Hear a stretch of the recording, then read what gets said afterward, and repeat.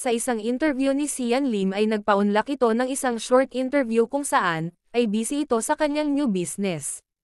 Inihayag ng kapuso aktor ang konsepto ng kanyang business venture sa fitness industry, na may update sa kanyang mga social media platform noong ika-9 ng Abril taong 2024.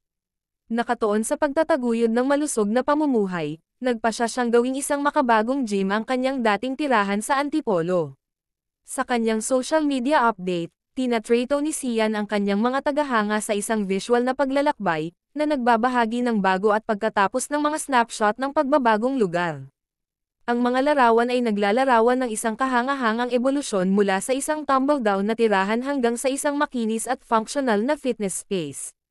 Sa interview ni Sian, ay naitanong sa kanya kung happy ba siya kay Kim Chu kung saan ay successful na ito ngayon at nililigawan na nga ito ng kanyang ka-love team na si Paolo Avellino. Sa tanong na iyon ay tila hindi nagustuhan ni Sian kaya't medyo napakunot ito ng kilay, pero dahil nga ay may nakatutok na kamera ay minabuti nga nitong sagutin, sabi niya si Kim syempre happy naman ako para sa kanya, lalong-lalo na sa kanyang achievements kasi yan naman talaga ang gusto niya, sana lang maging okay ang kanyang relasyon kung sakali.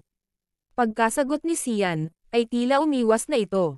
Ang naturang bahay din na ginawang gym, ay yun din pala ang bahay kung saan laging pumupunta si Kim noon para bisitahin si Sian noong sila pa, kaya siguro binago dahil maraming alaala doon ni Kim Chu.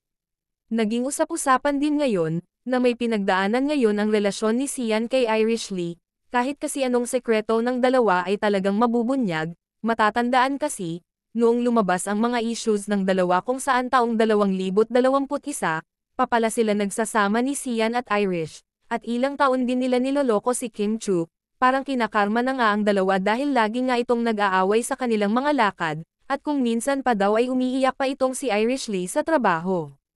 Hindi naman malaman ng kanilang mga kasamahan kung ano ang punot dulo ng kanilang pag-aaway.